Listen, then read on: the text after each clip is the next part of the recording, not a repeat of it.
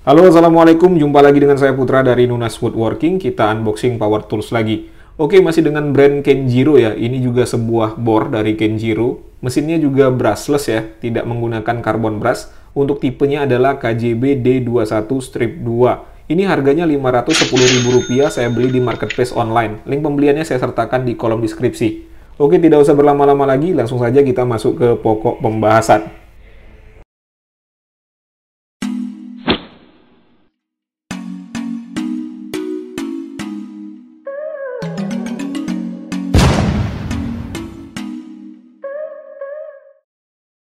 Untuk kemasan dari produknya hanya hardcase biasa seperti ini ya. Hanya ada tulisan untuk tipenya dan juga mereknya, tidak ada yang istimewa.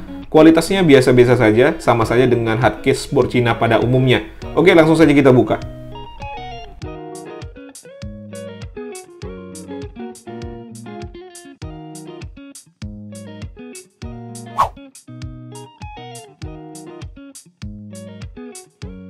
Di paket pembelian yang pertama kita mendapatkan buku manual, dan ini sudah berbahasa Inggris. Untuk buku manualnya ini juga sama saja dengan buku manual bor Kenjiro yang sebelumnya telah kita bahas.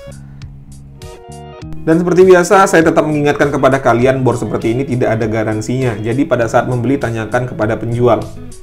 Lalu di sini kita mendapatkan chargeran ya. Untuk chargerannya ini juga bentuknya tidak asing lagi ya. Sama-sama saja dengan bor Cina pada umumnya. Dan ini juga outputnya sama.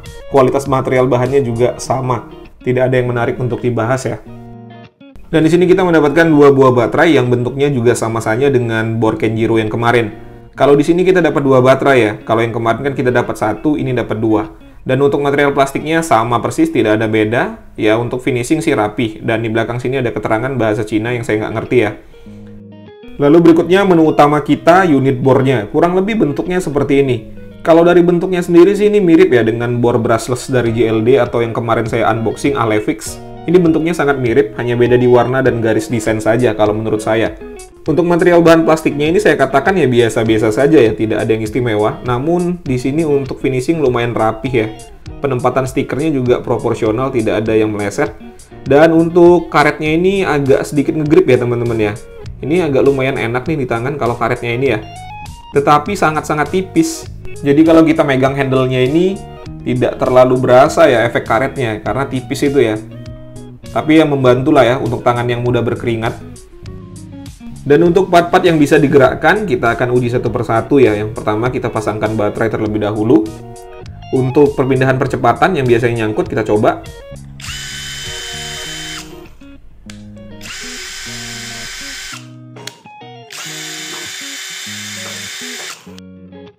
Untuk perpindahan percepatan nggak ada nyangkut ya, enak, smooth. Tetapi untuk tuasnya ini yang keras nih untuk dipindahinnya. Agak sedikit keras. Lalu perpindahan torsi dan mode. Ya ini smooth ya, nggak ada masalah untuk di sini. Lalu untuk caknya juga kokoh, nggak goyang. Mantap. Reversible juga nggak ada nyangkut ya. Lalu trigger juga smooth teman-teman. Oke lah, untuk build quality-nya kurang lebih seperti itu.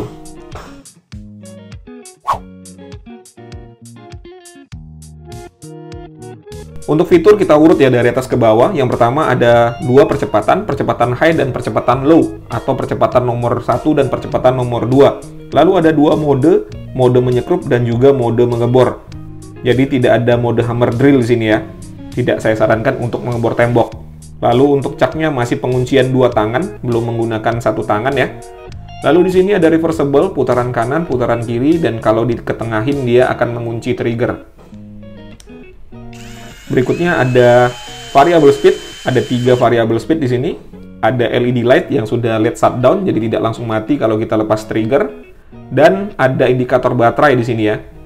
Untuk tombolnya ini nggak bisa ditekan ya, tetapi ini ada 3 titik untuk lampu indikator baterai. Lalu di sini juga ada gimmick-gimmick nih, ini hanya stiker, bukan indikator baterai. Dan yang pasti dia sudah cordless.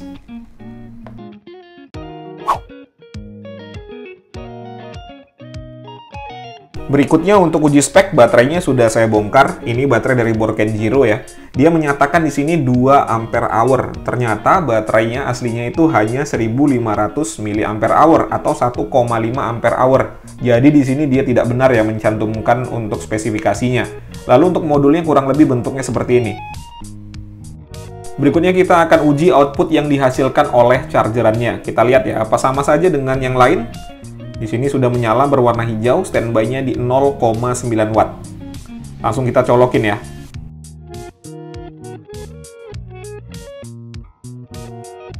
Ya, sama saja ya teman-teman ya, hanya 16,2 watt. Jadi tidak berbeda dengan chargeran yang lain.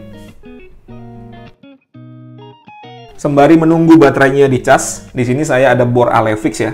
Kalau dilihat dari bentuknya ini sangat mirip dengan bor Kenjiro. Tetapi dia beda di dimensi. Untuk Kenjiro itu agak sedikit lebih panjang, sementara Alevix agak sedikit lebih gendut ya.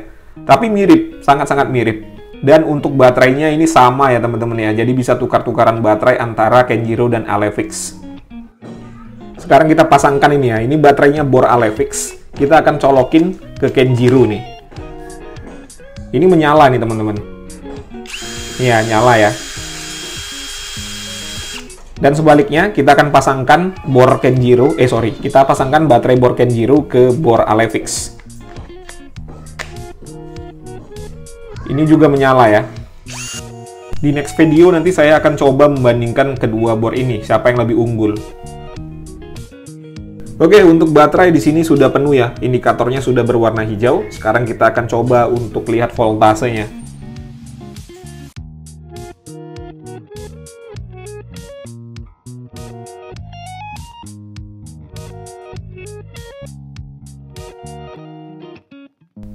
Ya, bisa dilihat sendiri ya, 20,64 volt. Jadi tidak sampai 21 volt, tapi oke lah. Berikutnya kita uji RPM di percepatan nomor 1 atau yang low terlebih dahulu.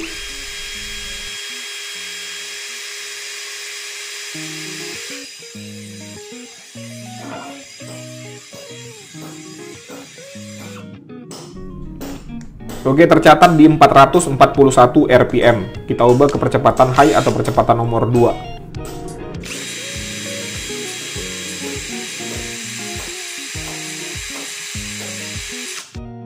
Mantap ya, di 1644, melebihi spek tertulisnya.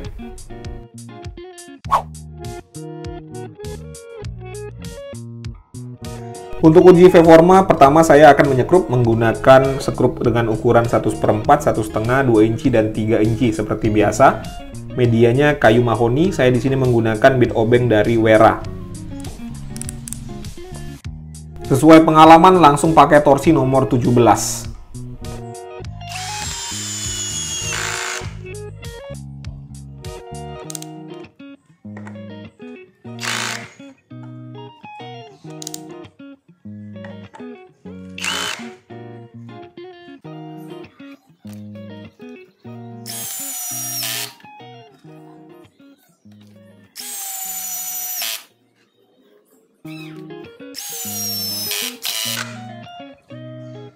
Torsinya kurang, kita pindahkan ke mode mengebor.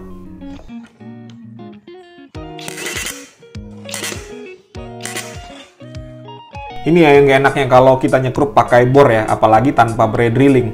Kalau kita pakai pengaturan torsi dia nggak kuat, kalau kita pindahkan ke mode drilling, dia terlalu besar tenaganya, jadi terjadi slip. Itulah salah satu handicap atau kelemahan bor kalau kita gunakan untuk menyekrup.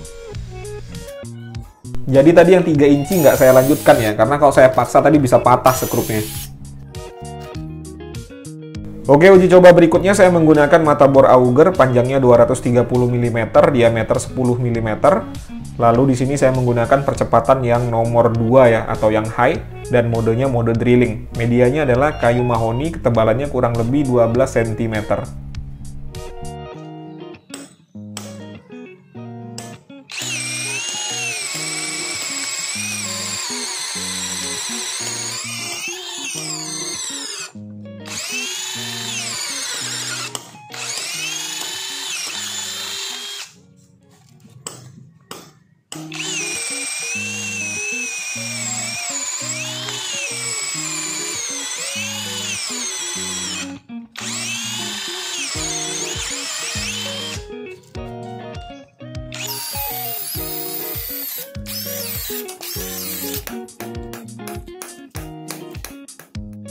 Berikutnya saya menggunakan mata bor kayu 10 mm. Untuk percepatan masih percepatan nomor 2 dan modenya mode drilling.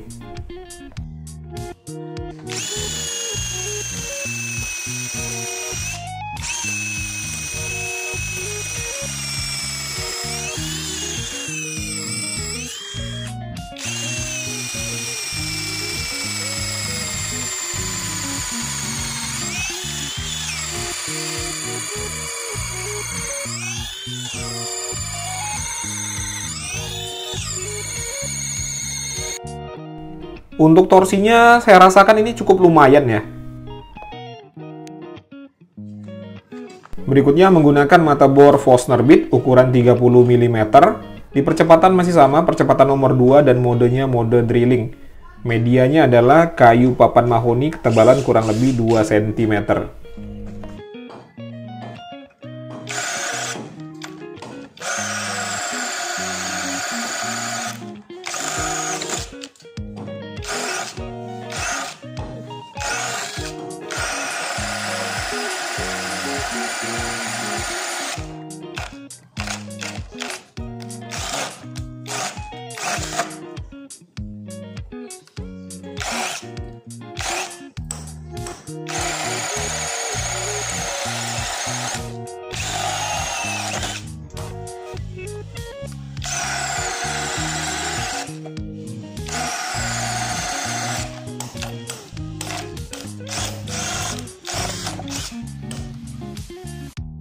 Oke, sudah disaksikan bersama-sama tadi ulasan singkat saya mengenai bor Kenjiro ini. Sekarang saya akan menceritakan kepada kalian bagaimana feels-nya atau pengalaman saya menggunakan bor ini tadi. Jadi ini murni opini pribadi. Kalau punya pendapat yang berbeda, silakan saja dituliskan di kolom komentar, tidak jadi masalah.